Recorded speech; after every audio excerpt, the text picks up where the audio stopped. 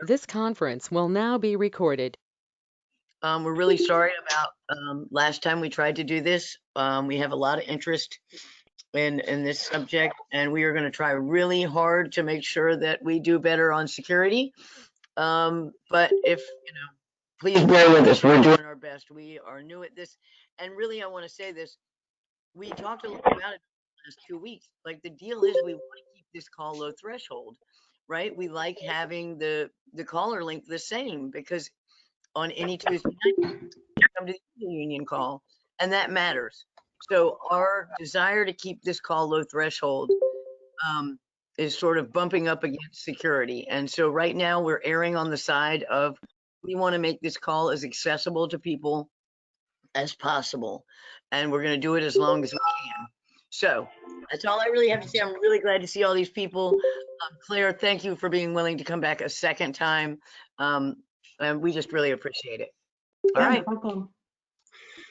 Thanks, Louise. All So, right, guys, we're ready to go. I'm gonna lock the meeting. yep, go ahead. All So I right. just wanted to briefly introduce Claire. Well, again, like Louise stated, thank you again, Claire, for coming back. We're grateful to have you. This is important information.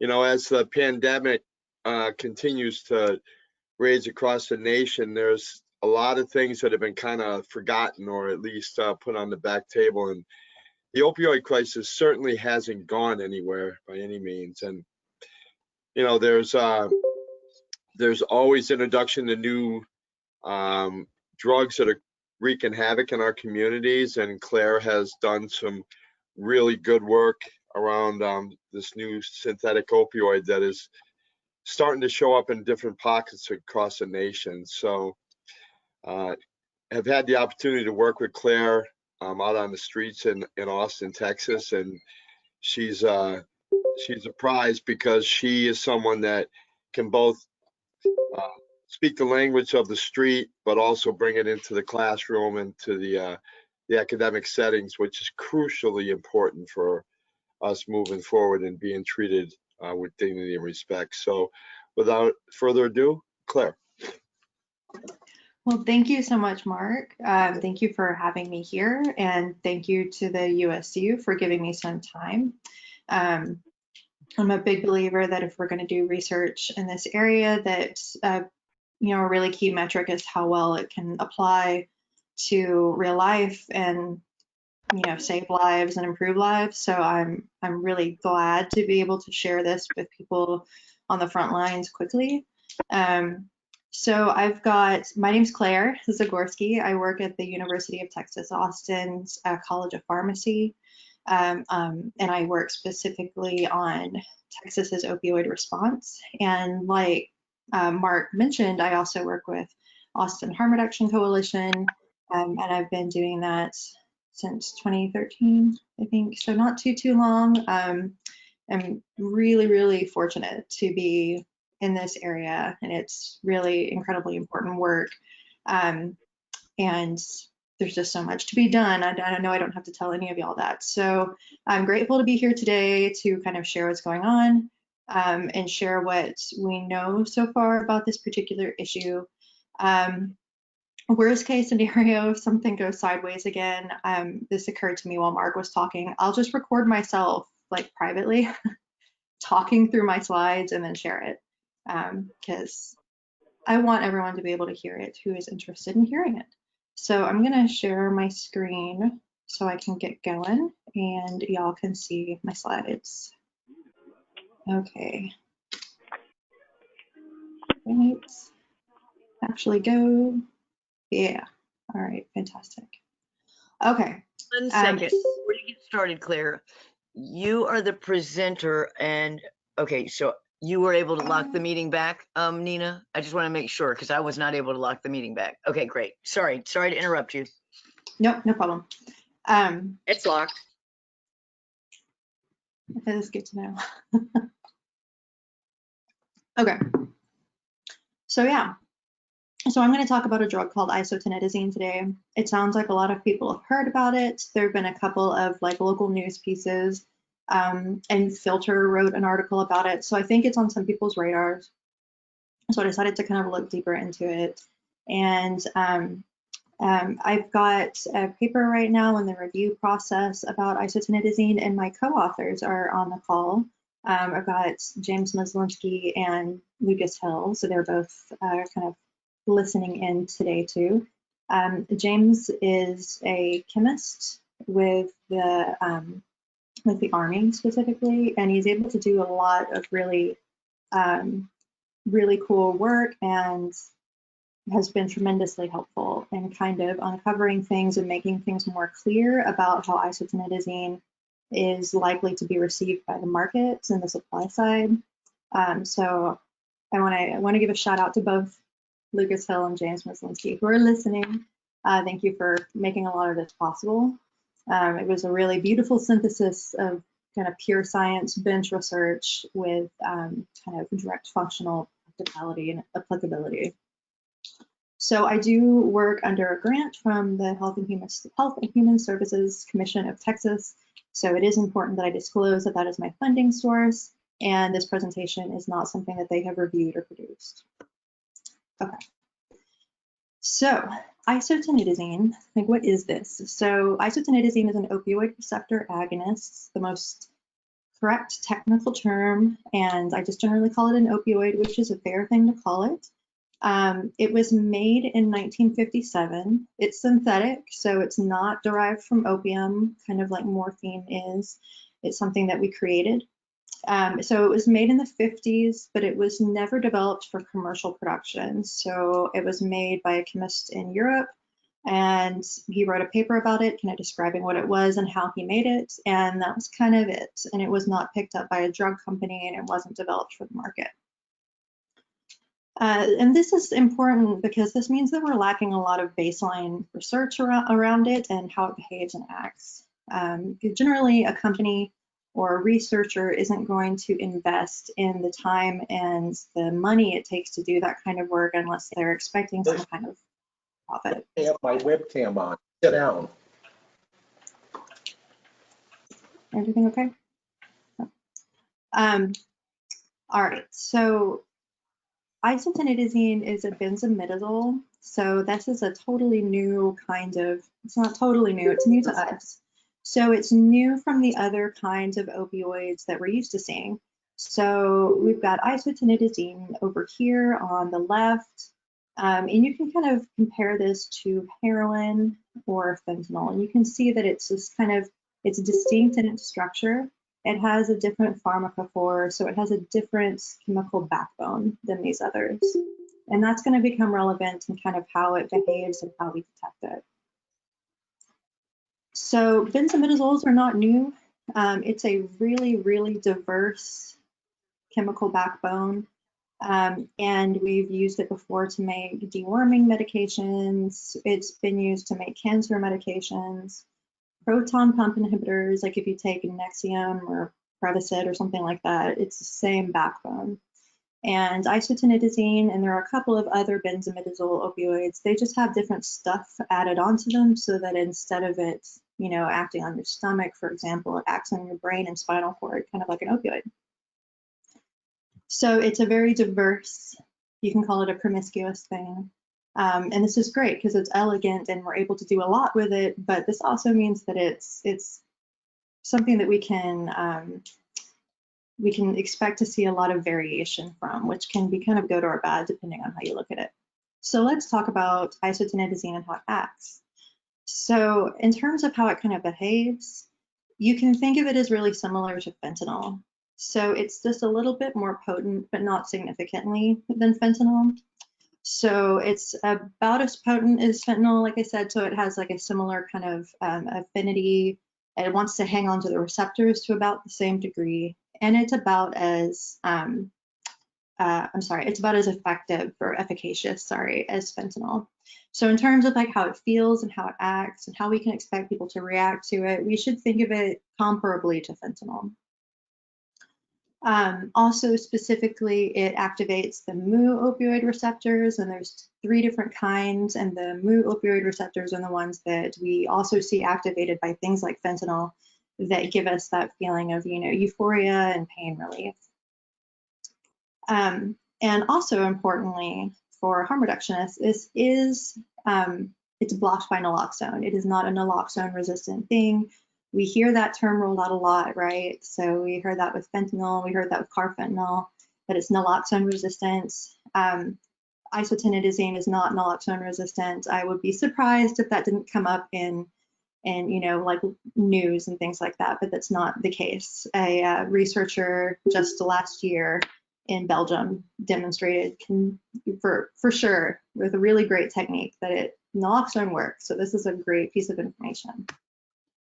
So why is this relevant, and why are we even needing to talk about this right now? So I'm sure it does not come as news to any of you that the bulk of the fentanyl that we've been seeing in the illegal opioid supply in the US and in Canada, I believe, has been coming from clandestine Chinese labs over the past several years. And so that's something that the supply side of the market has been able to count on and has been used to being there as either a cut for heroin, or in some cases it looks like even pretty much replacing heroin altogether.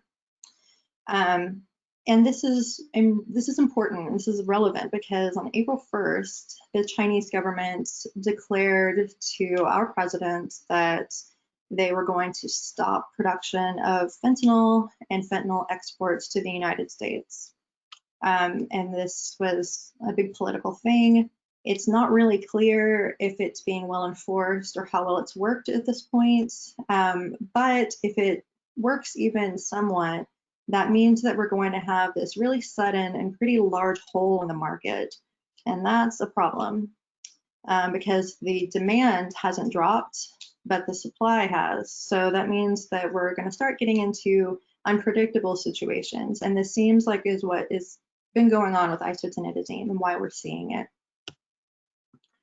So just to kind of give this even more context, it's kind of important to remember that generally speaking, if we want to talk about the prohibition of a substance, the more we prohibit it and the harder the prohibition, generally the harder the substance.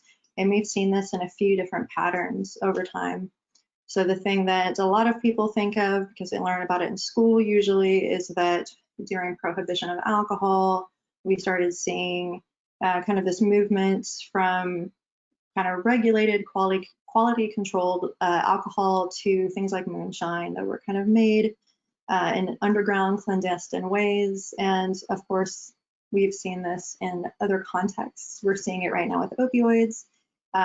Opium led the way to heroin, which led the way to fentanyl. And now we're unfortunately starting to see more of this as we've prohibited and cracked down on fentanyl. Unfortunately, without reducing the demand side, this just means that the supply side is going to have to get more creative. And in this case, that's not going to be a good thing. So yeah, kind of the takeaway for the context of all of this is that the supply of fentanyl suddenly got chopped off, at least to some extent. And so we're going to start seeing something unfamiliar and something kind of unexpected. Something has to fill the void, basically. So this is where isotinidazine comes in, starts becoming relevant. There have been several different novel opioids or just kind of newer opioids or less familiar opioids that have been spotted in the illegal opioid supply lately in the past several months, but far and away the most common one has been isotinidazine. So that's why I'm talking about it today. So this heat map that you see here was supplied to me by Dr. Alex Kurtulski, who is a toxicologist here in the US. And he collects data from he does not. So he collects data specifically from toxicology reports from people who have died of opioid overdoses. And he does a careful look at the substances found in their bodies and then reports on that. And he tries to kind of create an early warning system to kind of see what is killing people if things are showing up all of a sudden in certain areas. And this is a good example of how that can work. So he was able to to see this happening and has sounded the alarm that he is worried about isotretinoin. And so we kind of took that and ran with it. So this data is from April, so it's already a couple of months old. It has become more spread since this. He just doesn't have a new map ready. So you can kind of see the biggest cluster is in Illinois. If I had to guess, I would say that this first shipment of isotretinoin came in through Chicago, based on like some of the things that we've been reading. And we've got these pockets. So the numbers represent deaths. And so every number is a person who has died in that state that was found to have isotretinoin in their body.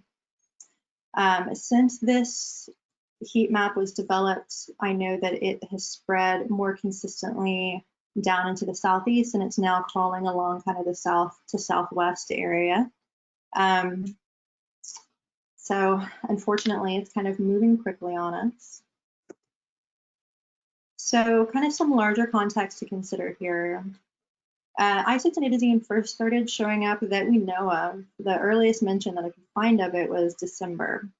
And I've been doing some rumor surveillance, which is basically me trolling Reddit and looking at subreddits where they talk about both opioids and then kind of novel opioids and things that people are interested in experimenting with, and just kind of getting a sense of what people are talking about and what they're talking about to one another, which is especially kind of important, I think. And this is not, of course, definitive data, but it is useful. There's people generally feel comfortable talking to one another candidly in these forums, which is, important. So it has helped. Between that and the actual forensic toxicology data that we've been able to see, it does look like in December, that's when isotretinoin first showed up in the US. And then since then, we've just been seeing cases of it accelerating. So kind of reflecting back to that heat map that we saw on the previous slide, there have been 180 cases in total so far. Well, as of the end of June, so there's certainly more now. It's just kind of a matter of running to keep on top of the data, especially with COVID kind of dominating everyone's time. So we've got at least 180 cases in 18 different states. There are definitely more we don't know about. I don't have to tell any of you that accurate reporting of opioid overdoses is just not reality. The big hot spots were in Illinois, Indiana, Michigan, Wisconsin, Minnesota, and Tennessee. So since we first started seeing toxicological data, the DEA decided that they were going to Schedule 1 isotretinoin. When they do that, they have to file a report discussing at least 3 factors justifying why they're putting it on a schedule. It's called a 3-factor analysis. And in the 3-factor analysis, they also talked about some seized isotretinoin that they found in the past several months. And that was the first public report of that. So we now know that they've seized about 1.5 grams at the California-New Mexico border. That was seized by Border Control. We've also found it in counterfeit M80s in Canada, as well as a solution, like a liquid. And then there are a lot of examples throughout Europe, but none of them were, a lot of small examples kind of scattered, which is distinct from kind of the heavy hotspots that we've been seeing in North America. So there's kind of a lot to kind of pick at and kind of gather together in terms of like where we're seeing this and how it's spreading. And there just wasn't a whole lot of information about the drug itself or maybe how it's made. And one thing that I kept seeing over and over again on social media was, well, it's, it looks like a fancy, complicated compound, so it's probably really hard to make. It's probably expensive to make, so we probably don't really have to worry about it, right? And no one really knew if that was true. So I went ahead and kind of gathered the team, and I was like, let's see if we can figure this out.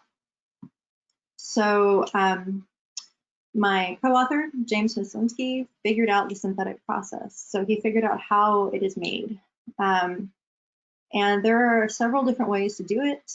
And there are two big ones that seems like they're clearly probably going to be the ones that people are going to go to the most, for a few different reasons that I'll kind of lay out.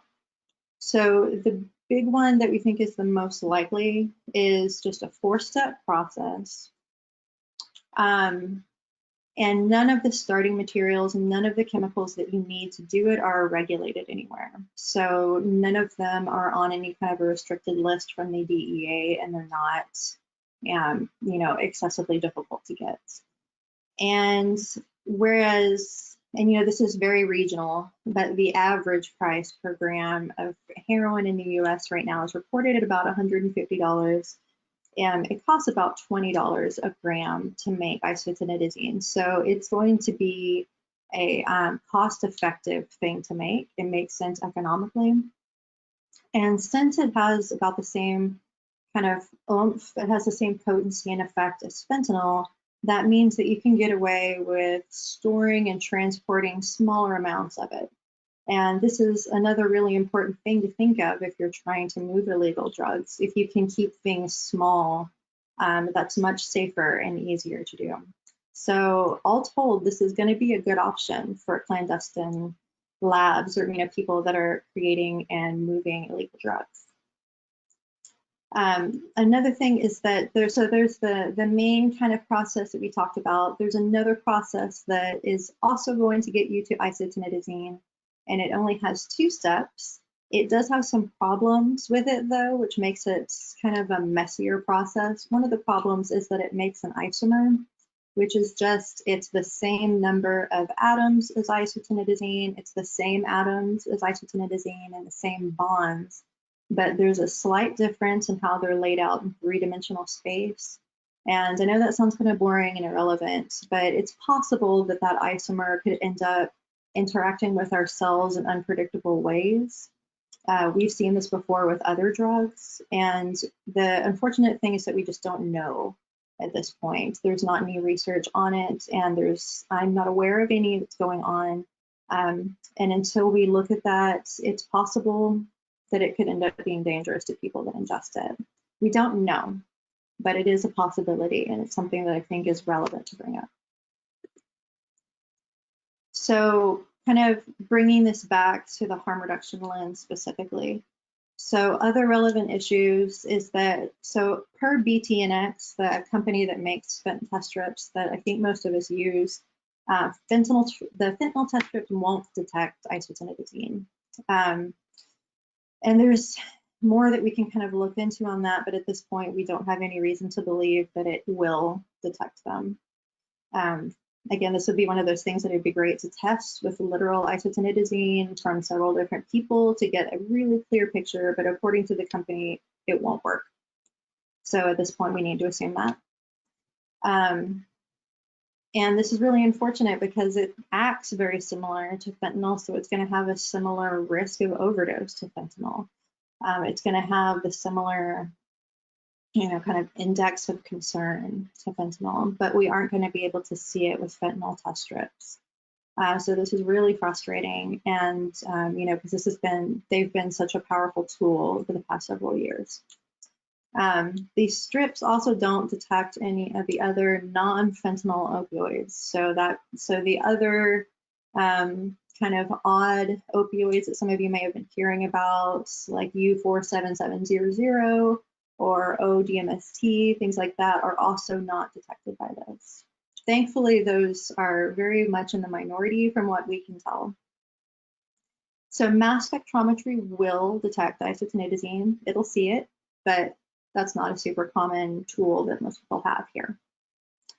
And like I mentioned on the last slide, that other isomer, the undesired isomer, it could potentially harm people. We don't know yet. It's kind of an unknown, and that makes me uneasy. So I'd love to know what it does, and we just won't know anytime soon.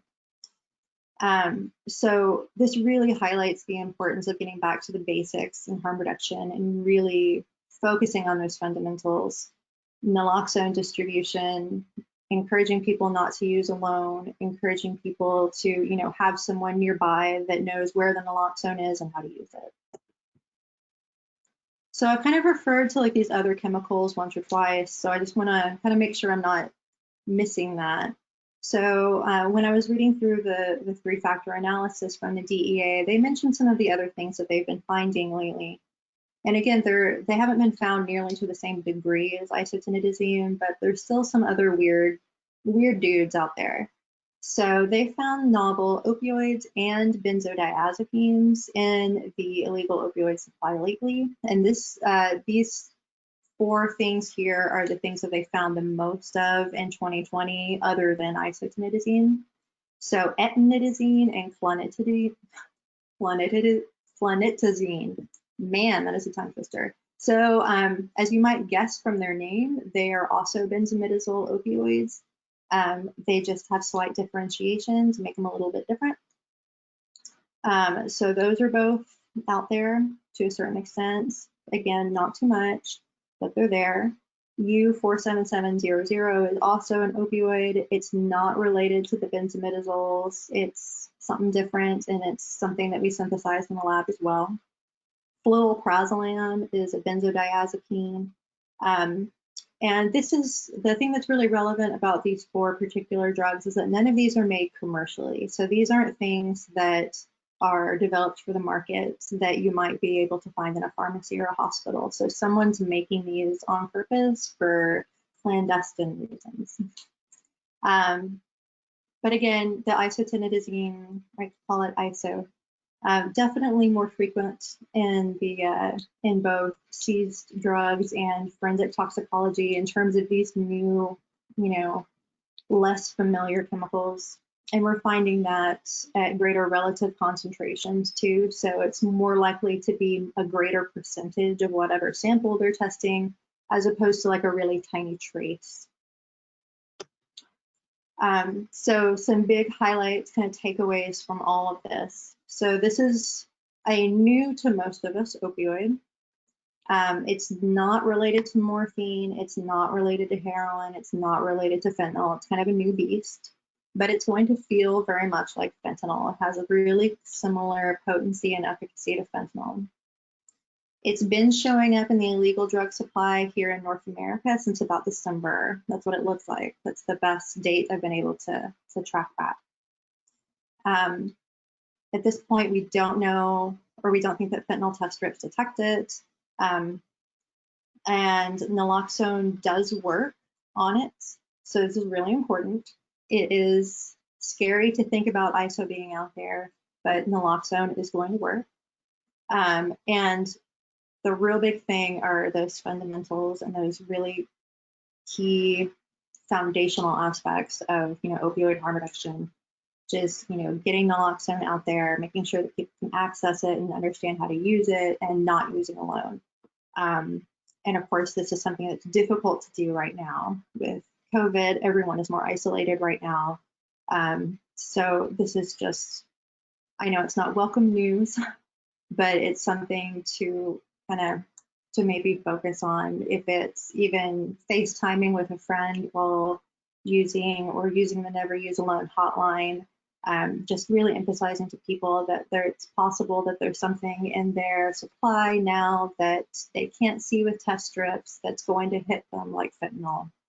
And so they need to make sure that they've got that safety net in place as best as they can, whether that's having a friend over Skype or a friend in front of them, someone on the phone, something like that. So questions, you can email me, but we also have time. So let me know if you've got questions. So something that I've been wondering about with this ever since we discovered it was, how easy is it to make a test strip for something? How close are we, or how feasible would it be for us to develop a test strip for this substance? I don't know. Yeah, that's just really not my area. James, if you happen to know, he might. Lucas or James, Lucas or James, any Yeah. idea? The impression that I get is that it's fairly straightforward, but I could be way off. I don't know how easy it would be. the key thing that you need to create a test strip is an antibody that recognizes it, and the antibody development is really the crux of it. So unfortunately, that's not my field, and I can't answer that question. Claire, Yeah. Claire, what do we know about the half-life of this drug? I don't think that's known. I wasn't able to find any other pharmacological information about it aside from its potency and efficacy. So I expect Okay. that's coming. I think that to figure out half-life, No. we've got to do tests on living things. So I think that's something that we have to wait on, unfortunately. I don't know, actually. Claire, And does it Claire? test positive for opiates? Say again, Mark? Does it test positive for opiates? Like in a urine test? Yes, exactly. I don't know that they would actually be picked up on a urine test because I don't. Go ahead. It would only be picked up if they're doing mass spec on it. So if they're doing antibody tests, as far as we know so far, it's not detected by the normal test strips or the normal assays. But Right. if you actually go in and you look at the mass spec, you might pick it up if you're looking for it, but you have to be looking for it. Right. And does it have any distinct taste or color if you're cooking it up? I haven't seen any report on that. Um, It looks That- though that the I- one time sorry. Sorry, Claire, you can go on. I was just saying the one time I've seen someone discuss what it looks like, it was just they said it was like a white crystalline powder, but they didn't get into like odor or taste or anything like that, or any other kind of like distinguishing like Can facts everybody like mute that. their line? It's off-white, kind of yellowish, depending on how it's made, and it can range from off-white to darker in orange color, depending on how well they cleaned it up. From my experience. So I've got a couple other chat questions. So Catherine says, do we know its morphine equivalents? No, we do not. So its potency, which was not, I want to say it was 11. So yeah, so its potency was 18.7 nanomolars, which is in the wrong unit as morphine equivalents. But and I'm not sure how to translate that over kind of off the top of my head. But it should stack up in terms of MMEs to fentanyl. What do we got? What sorts of dangers might you expect from the undesired isomer? I think that's really hard to say. I don't know if Lucas has any thoughts about that, kind of from a pharmacological standpoint. The one thing that I will say is that since its chemical backbone can interact with a lot of other receptors in our body, like it can talk to the acid pumps in our stomach and it can talk to the prostate gland. We know that the backbone is able to connect to other receptors, but what it's able to do when it gets there is really hard to say. And I know that this is kind of a frustrating dark spot. Yeah, go ahead. I mean, most likely it would interact with the same receptors, but at a higher or lower potency. But it is hard to say for certain. Claire, you wrote in the paper. I just read it recently to give my review, but I mean, Claire wrote it really. So I did see you mentioned a few classes of medications that have the same backbone. And from my quick read, I didn't see that there were any listed that interact with, say, serotonin or other neurotransmitters where you would think the risk for a severe, critical or neuropsychiatric adverse effect would be likely.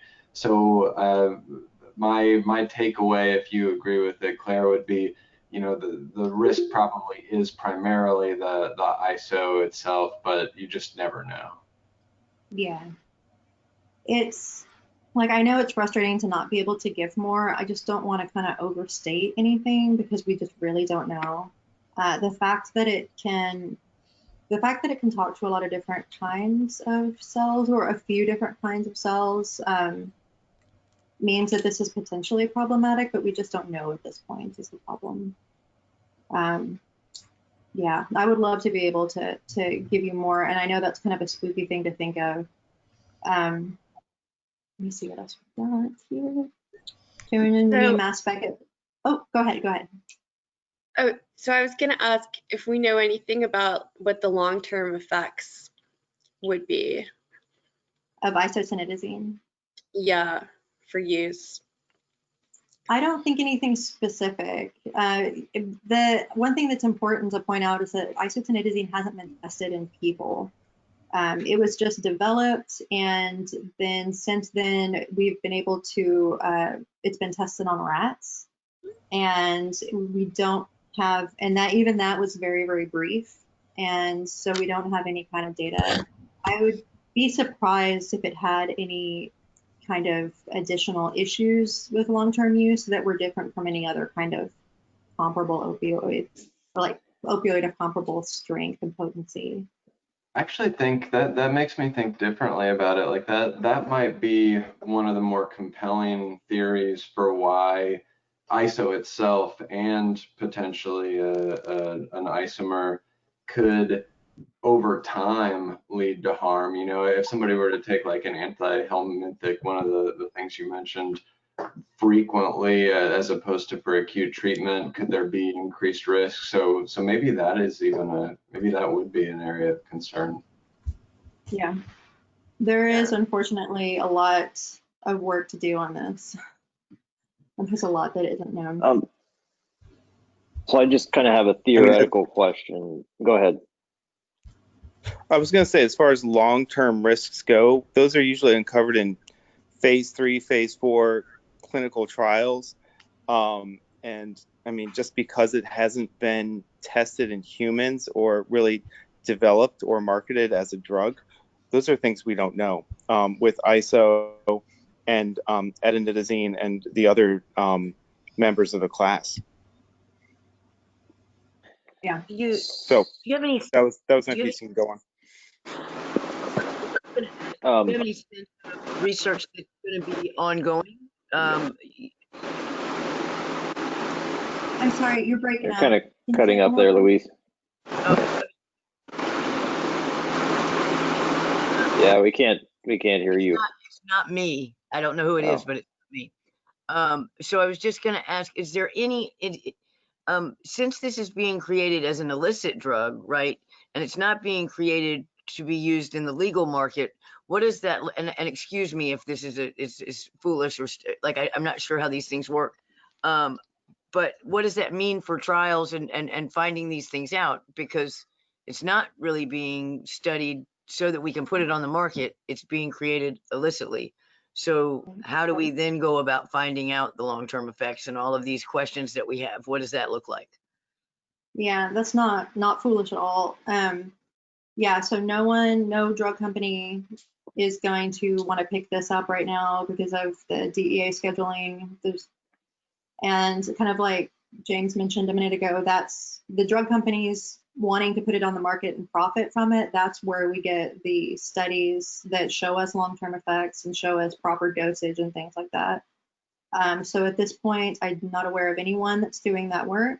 If this continues to be something that really shows up in the drug supply, I expect at some point it'll catch the attention of like university researchers, and then, you know, people that are interested in, you know, kind of like, I guess, researchers from like the DEA or the DOD, things like that, might be interested in looking at this and might do that work, but I can't promise that. And unfortunately, it's not looking super great, because the big impetus behind research is that, behind research like this anyway, is that we can figure out if it's something that's going to be safe to put on the market and profit from it, which just isn't the frame right now.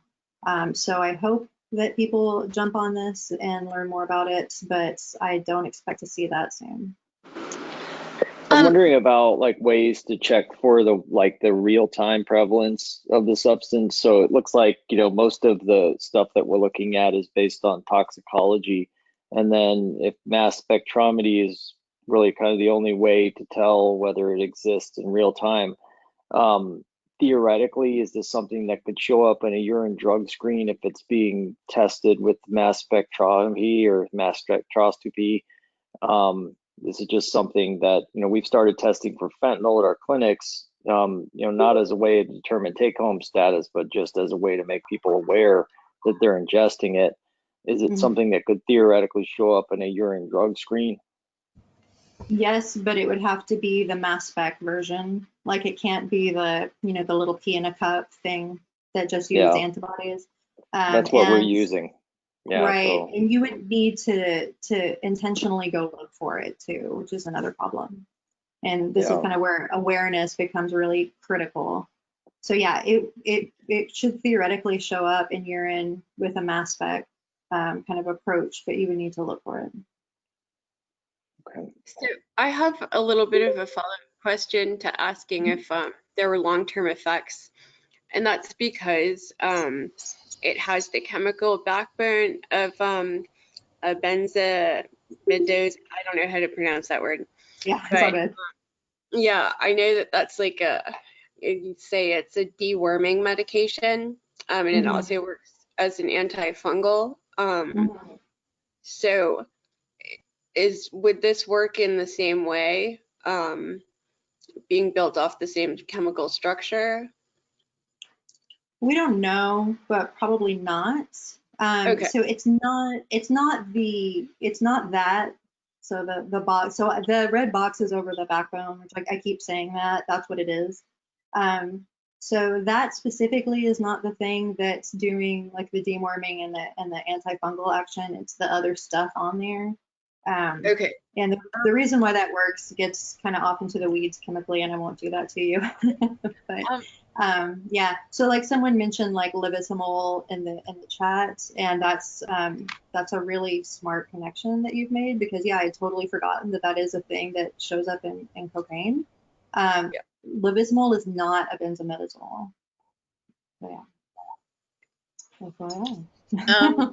Can I ask, I'm in the filter article somewhat poo-pooed that this could be the new fentanyl, and it cited some anecdotal evidence saying,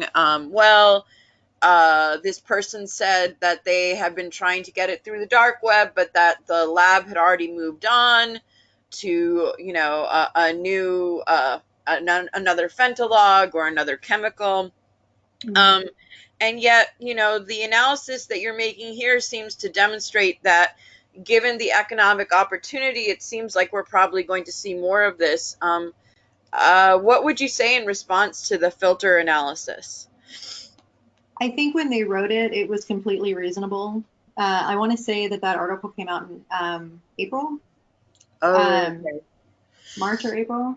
And yeah, and that was a fair thing to land on, especially considering that they're journalists, and I don't expect them to kind of dig into the scientific literature or anything. And it was really, really cool what they did, where they kind of reached out to people that were online talking about trying to secure certain drugs off of the dark web. I think since that article was published, what we know now is making it a little less of a valid conclusion. But that is not to say that, I'm mad about it or anything. I'm not. I think at the time it was fair. And since that article was published, a lot more isotinidazine has been found. And then the DEA scheduled it. And when they did that, they released some information about things that Filter didn't know and couldn't have known at that point. So yeah, I don't think there's anything wrong with it. And I think it was fair to write at the point. I didn't realize it was such an old piece. Like I looked up, I had no idea about this chemical, and I just looked it up for your talk, and I just neglected to see the date. So yeah, that's no, it's all good. If it's the same one that I'm thinking of, yeah. It's titled why it's Yeah. not fentanyl, basically. Yeah. Yeah. So May 21st. So it's a little bit later than that. But yeah. So this is definitely a rapidly moving scenario. I feel like every week someone sends me like another article where some like township or county somewhere found it and are reporting on it. So yeah, this is going to be a rapidly developing scenario. Hi, I like kind of asked my question in the chat, but I like broke it up by accident. So, I work in stimulant abuse, but we service syringe users in DC. And I'm wondering, some of my meth clients, I give them Narcan or naloxone because they'll speedball, and obviously the risk of overdosing exists if there's fentanyl in the heroin or if it's just simply fentanyl. I'm wondering if you've seen any stimulant like PWIDs or just PWUDs who are speedballing with this specific drug. Probably. I just don't think that they know it. I've been hearing a lot, and I'm sure y'all have too, just a lot of like anecdotal reports from people that are talking about they're using a very familiar dose, and all of a sudden it just hits them way different, and it felt like fentanyl, but they tested for fentanyl and it wasn't there. So, that's not to say that what was in there was ISO. It could have been something else, but I've been hearing about that a lot since COVID has kind of reared its head and things have gotten really kind of topsy-turvy. So I'd be surprised if people haven't been speedballing with ISO. They just probably don't know that they're doing it, because I haven't found anything indicating that dealers know that they've got it and are marketing it as something that's desirable. So it sounds like at this point it's pretty much under everyone's radar. Are there any telltale differences between fentanyl and ISO? I don't think there's going to be any kind of a telltale difference that someone can just spot without having a mass spec, unfortunately. Based on, kind of what James was able to tell us about ISO and what we've been able to read from anecdotal reports, it sounds like it looks a lot like fentanyl. And then, if it's going to be cut into black tar, that's going to be even more difficult to spot just because of like the consistency of it. So at this point, unfortunately, I don't have any kind of like any red flags to tell you about to pass on to people that I'm aware of. But this is, especially if your org does have access to a mass spec and you're able to start kind of making those connections, if you do hear people saying that, something that tests positive for ISO tends to have a consistent like feature to it, like maybe it smells a certain way or it looks a certain way or it behaves a certain way when it's being prepared, then that's really useful information for sure. That's great, thanks. Mm-hmm. So is it true that the DEA did in fact schedule this substance recently? Mm-hmm. Yeah, so they put it on a temporary Schedule 1, but I'm confident they're going to make that permanent. It's just kind of a procedural thing at this point for them. I'm just Well, I'll wondering speak to that. historically, go ahead. I was just wondering historically, how long does it take once the DEA schedules something before it starts showing up as something you can test for in urine? Because essentially, I mean, that's what the fentanyl test strips are. They're urine drug screens. I'm just wondering how much market pressure we might be able to expect to see for a urine drug screen that will test for this stuff. That's a great question. I don't know, but I think that's a really good point that if the DEA has scheduled it and there's now, motivation for people to test their employees for it or something, that's probably going to be one of the bigger pressures to move progress on getting an antibody test, which is what fentanyl test strips are. Yeah, I don't know. I think it's going to be important as we see more and more of this showing up.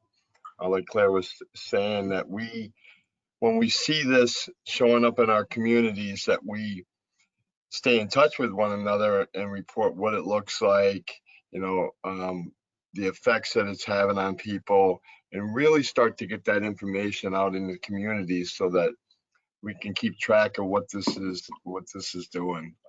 Because this could move very quickly, or it could just have a very slow uptake.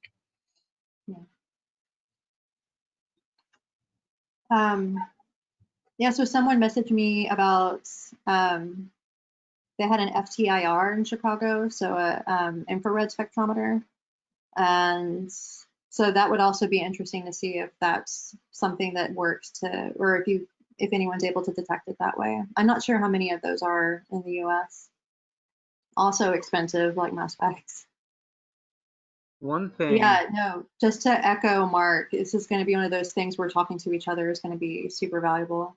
I'm sorry, Van, I think I interrupted you. Go ahead. no problem. One thing I was going to suggest is why don't we reach out to BTNX and say, hey, this may be a new wave that we're anticipating seeing.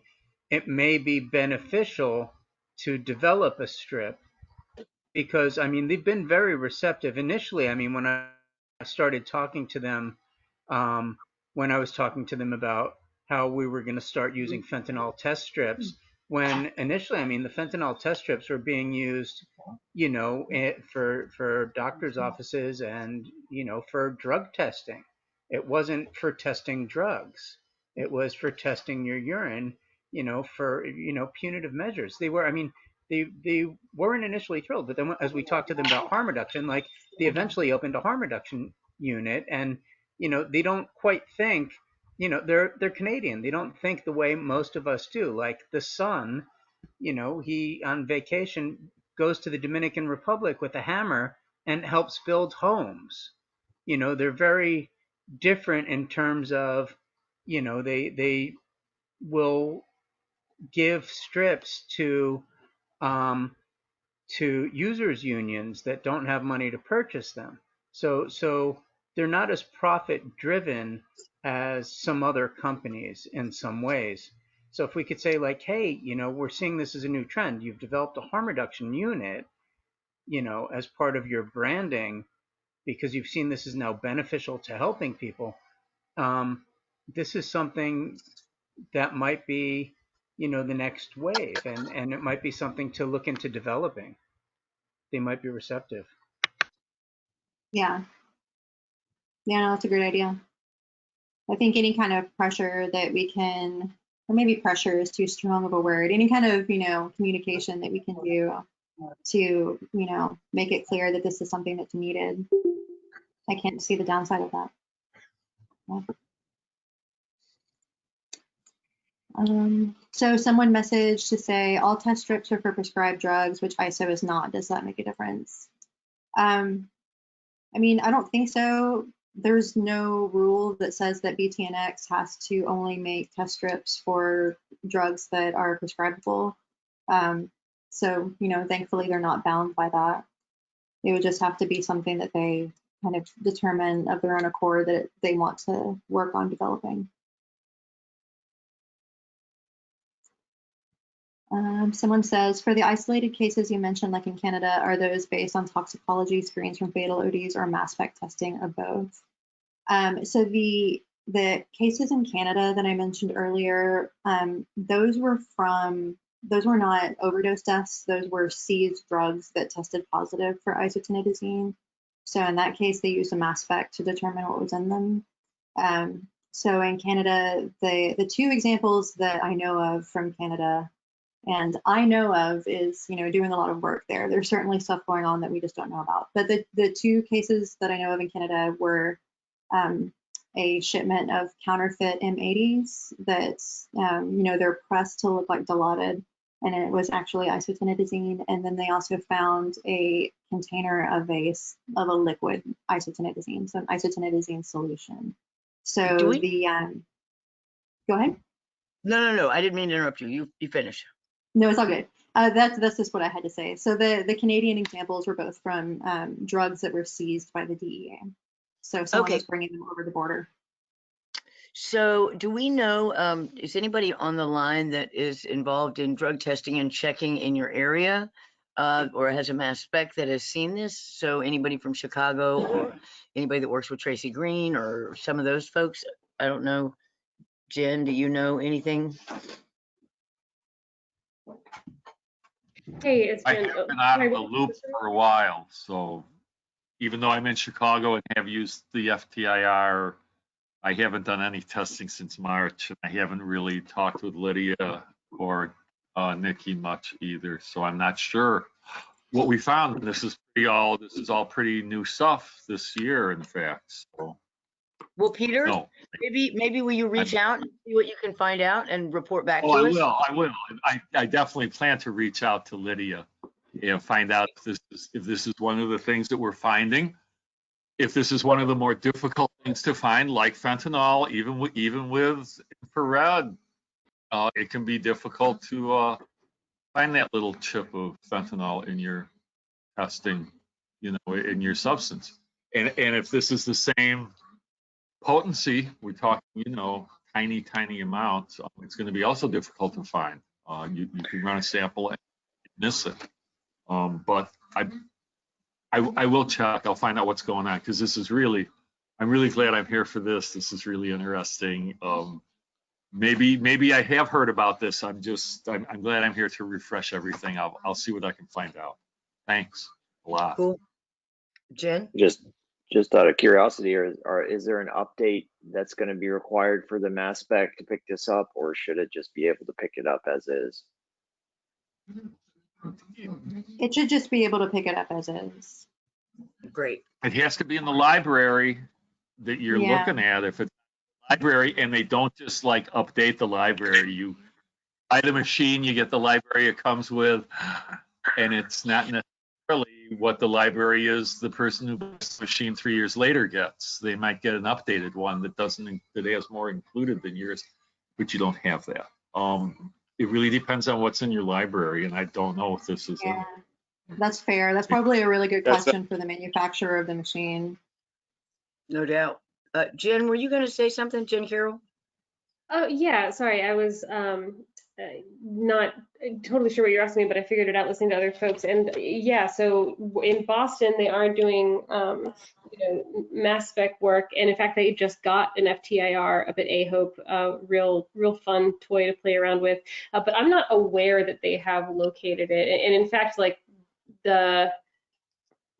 I don't want to get off topic, but like super briefly, learning how to work that thing is a real sort of craft in and of itself. They were running someone's like wash out of someone's cooker, and the machine kept telling them that it was licorice root. Right. It's like FDIR is like, I swear to God, this is licorice root. And they're like, nope, definitely fentanyl and a bunch of other crap. So they're still very, very much figuring out how to use it, but I would be in touch with them because they are getting better every single day, and they're discovering new things every day. So they are in a position to identify it very quickly if it does turn up in a sample that someone turns in. Thank you. It wouldn't help for people in real time, but when there are questions with some of the drugs we have, we do send it on to the people with the liquid gas chromatography stuff at like Notre Dame or somewhere else that can actually check our samples that we just have no idea what we do have, or very conflicting to what it comes up. Because I agree, it's difficult to read what it's telling you. Okay. Well, folks, it looks like we're out of time. Again, Claire, we really want to thank you for coming back on the second swing, and hopefully we'll have an opportunity to maybe even,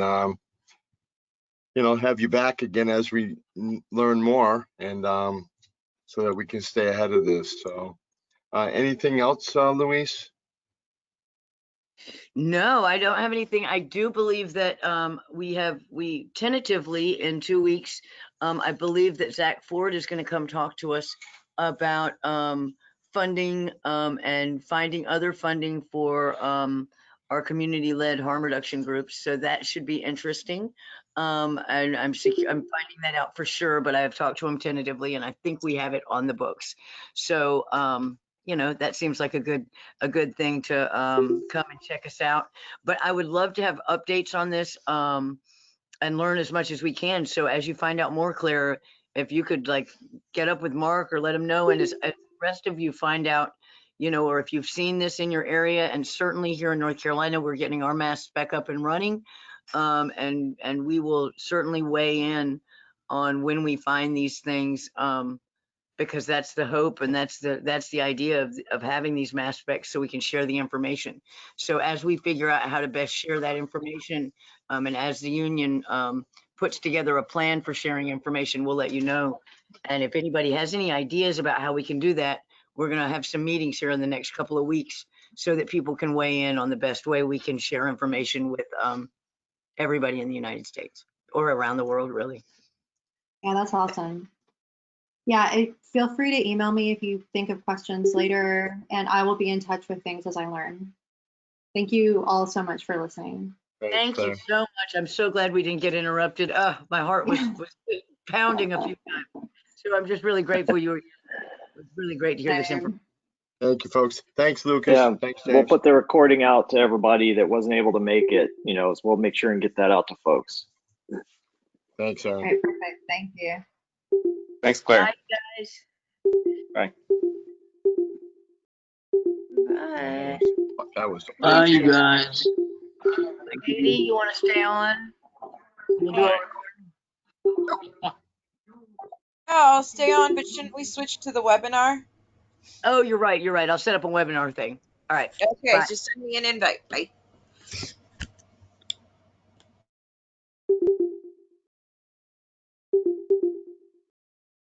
Hey, Louise.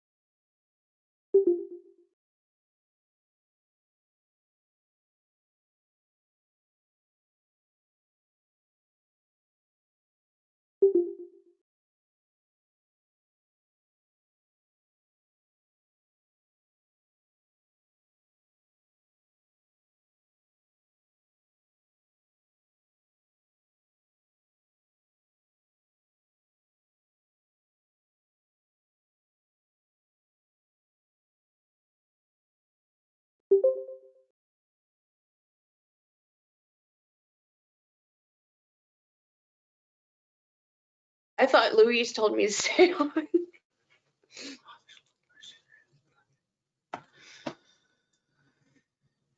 All right, I'm confused.